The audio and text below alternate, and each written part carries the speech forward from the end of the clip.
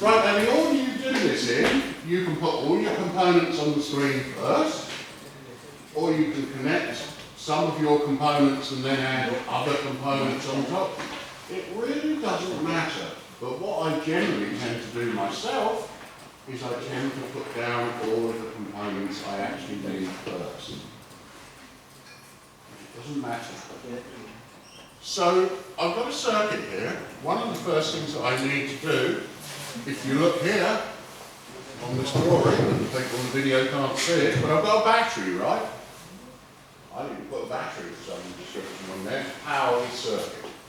Well, where can I find one of those? Well, let's have a look at place, component, and on here, if you go to the top where you've got the, so you went down here, didn't you, and you've got basic and all the rest of it. If you look on the top here, it says sources.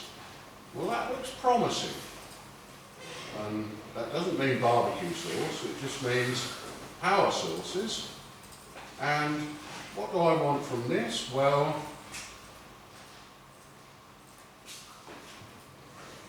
I could put various different things on here, couldn't I?